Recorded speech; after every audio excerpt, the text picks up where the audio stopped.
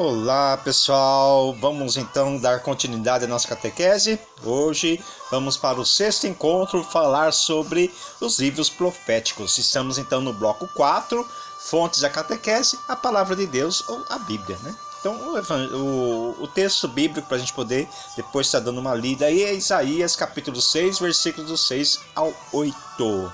Vamos lá então para os livros proféticos. Eles são 18, então é um conjunto então que compõe-se de 18 livros e 18 profetas para a gente poder estar entendendo o profetismo, tá bom?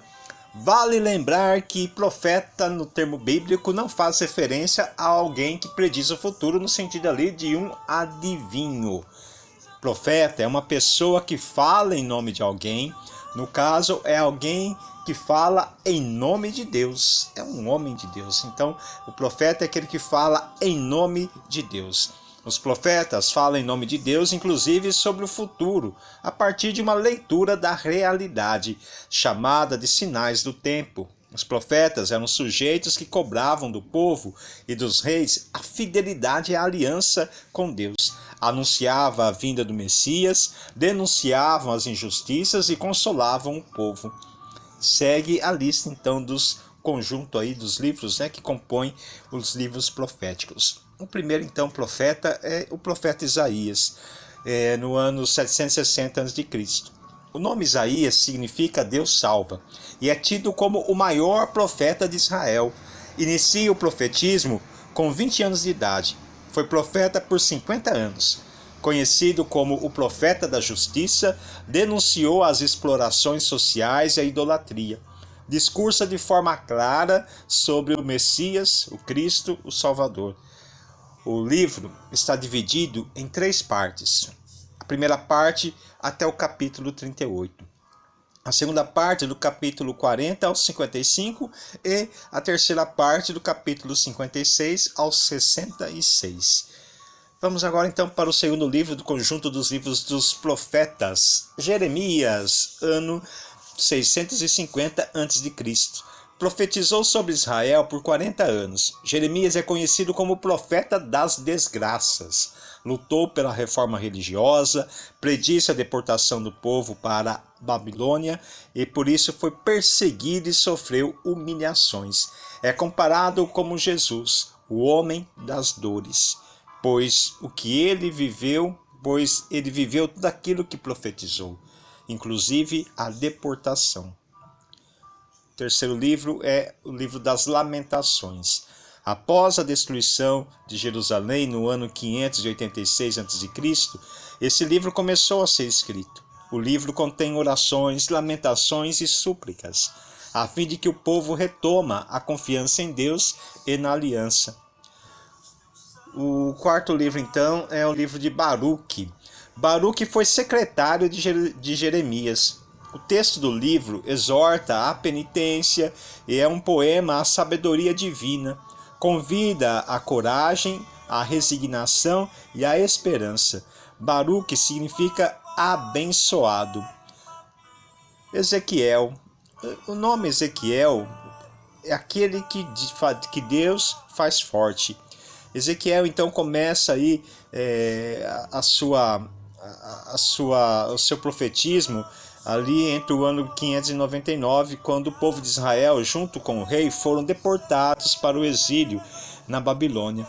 O povo começa a se envolver com o paganismo e a afastarem-se das práticas judias. Ezequiel é o profeta entre esse público, exortando-os a se manterem fiéis a Deus e à aliança, e não se deixar corromper pelos ídolos dos babilônicos. Anuncia o Messias como um pastor que vai apacentar o seu rebanho e restaurar Israel. O sexto livro é o livro de Daniel. O autor desse livro ele é desconhecido, e Daniel trata-se de um personagem idealizado que sofre no exílio durante a perseguição do rei Antíoco, ali entre o ano 167 a 163 a.C., e possui fé viva e ardor patriótico. O texto fala de um reino que não será destruído, consola e anima os que são perseguidos pelo rei. O sétimo livro é o livro de Oséias, ano de 750 a.C. O texto de Oséias refere-se à infidelidade de Israel para com Deus, compara o amor de Deus com o povo como um noivado. Agora vamos falar sobre o livro de Joel. Joel, então, ali no ano 400 a 450 a.C., profetiza em Judá e Jerusalém.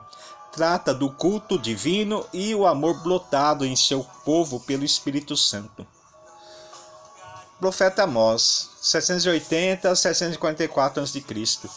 Durante o reinado de Jeroboão, Amós era camponês e pastor de ovelhas. Condenou as injustiças sociais que massacravam a Samaria, a corrupção dos juízes e a opressão dos pobres. Anuncia castigo contra os opressores.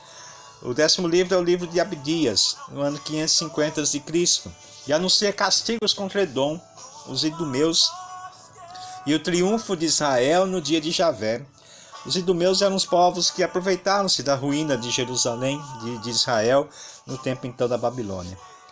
Jonas, profeta Jonas, então, trata-se de uma espécie de parábola. Trata de um convite de Deus à conversão, não apenas para os israelitas, mas também para todos os povos. E esses últimos foram, então, prontamente atendem o convite de conversão. Temos ali a história de Nínive. O profeta Miqueias, 12º livro aí do grupo dos proféticos. Miqueias anuncia que o Messias nasceria em Belém e a ruína da Samaria, que ocorre em 722 a.C. Profetizou no século VIII a.C., na mesma época de Isaías. O profeta Naum então fala da grandeza de Deus e do seu poder ao governar o mundo. Alegrou-se com a queda de Nínive, ocorrida no ano 608 a.C. O 14º livro é o livro de Abacuque, 625-598 a.C.